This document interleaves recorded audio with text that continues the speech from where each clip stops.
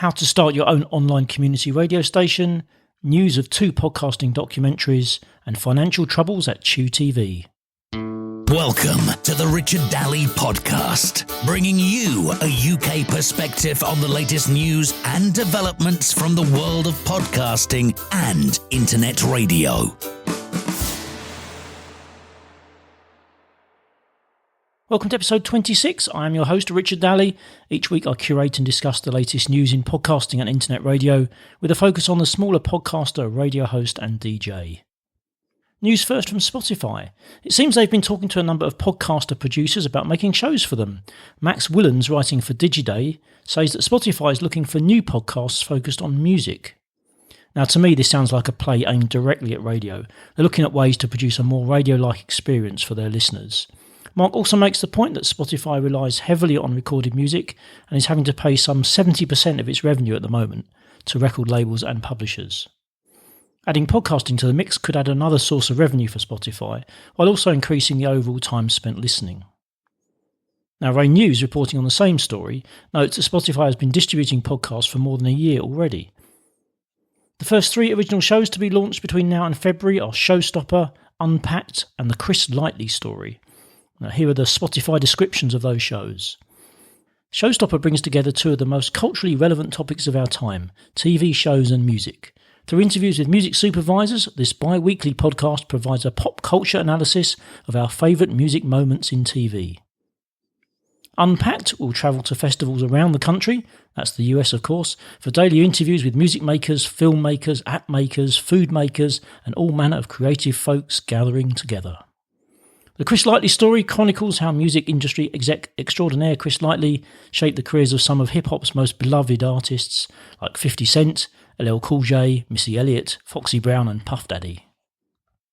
Rob Walsh has mentioned this a few times on the Lipsin podcast, but now a press release from NPR launches Triapod to the world.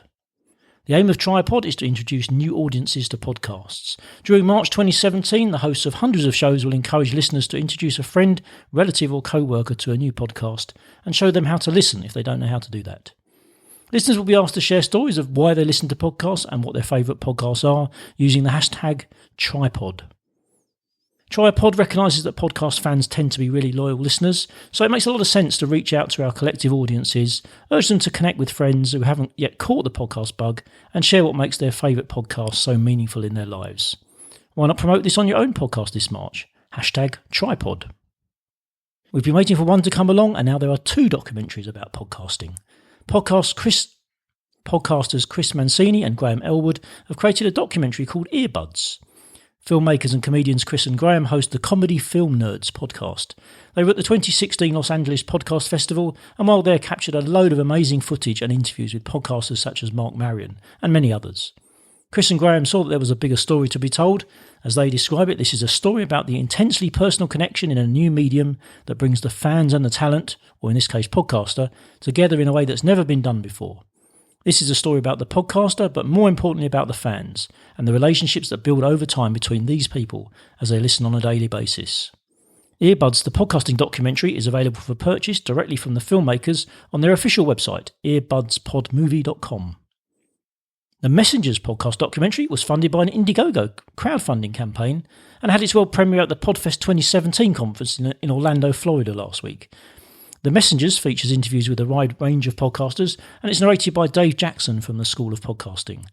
The film chronicles the growth of podcasting as well as its future. I'll put links to both documentaries in the show notes for this episode at richarddaly.com/26. If you do check them out, let me know what you think. Matthew McLean writes for thepodcasthost.com about the finalists for the 2017 Scottish Podcast Scholarship. This competition is aimed at finding and supporting Scotland's next generation of podcasters. Over the past 3 months, anyone currently in education in Scotland was invited to pitch the organisers with their ideas for a podcast series that they'd like to create. The winner of the competition gets £400 in cash, professional audio equipment, and a year's free podcast hosting from Spreaker. Entries were received from 18 different academic institutions for the competition, and the judging panel had the difficult job of narrowing the entries down to a shortlist of 6.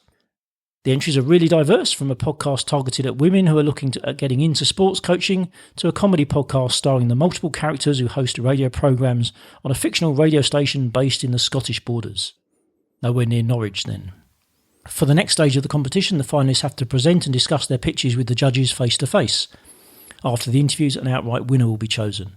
I really love the idea of this. I talked in a previous episode about attending a conference about podcasting at the University of Southampton, and it's clear podcasting, in the UK at least, is thriving in academic circles. From the e-radio newsletter produced by Radio Today comes a fascinating story about one man's experience of setting up an online community radio station. Jamie Dyer started in radio by taking a broadcasting course with a local radio station, and at the age of 18 he became a presenter of a show on Boston's Endeavour Radio. He was there for 2 years before moving back to Chichester in West Sussex, where despite trying, he was unable to find another radio job. So Jamie built a small-scale studio in his house and started presenting on licensed online stations. It didn't have the same impact as his FM years, but it kept him on the road to radio. 4 years later, he launched online community station South Waves Radio. He calls it a speech and drama station because when he launched, he was inundated with music shows and bands submitting music, and he wanted to make clear that wasn't what he was aiming at. Most of the station's content is talk, discussion, and audio drama programming. Jamie says that apart from the BBC, he couldn't think of anywhere else that offered this kind of content on a mass scale. He's also inspired by the UK and US radio of the 1940s and 50s, when radio was more of an all-round entertainment medium. Jamie believes he is filling a niche and serving the local community in a unique way.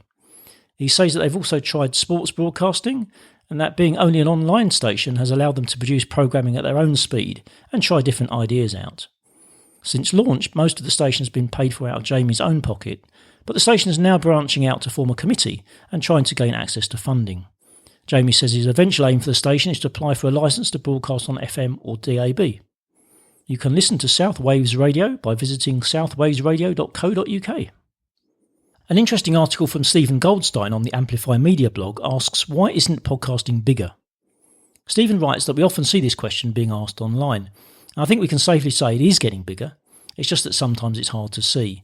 For me, one of the obvious measures is Libsyn, who consistently say every month that the average number of downloads per episode for shows that are hosted with them keeps going up. Stephen takes a look at some of the recently published Edison research, which splits audio into music and spoken word.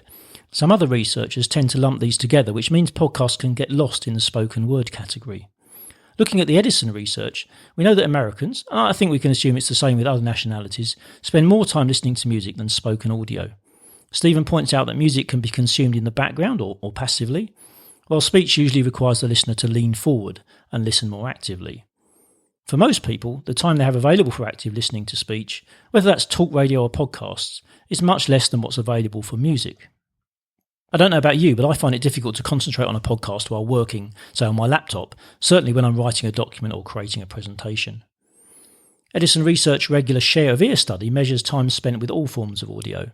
Their latest study found that music accounts for 79% of time and speech 21%, and that the average American, aged 13 and older, listens to about 48 minutes of speech audio per day. Within the speech audio category, overall, podcasts make up 10% of the listening.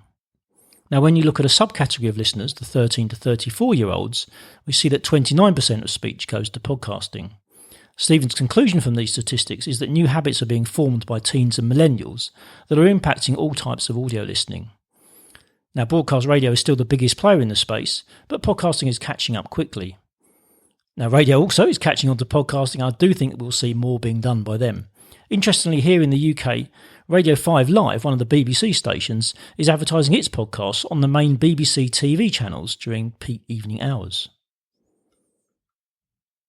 So I am late getting the podcast out this week, I'm afraid, but perhaps that's a bit fortunate because there's been some major news breaking today which could impact many online DJs.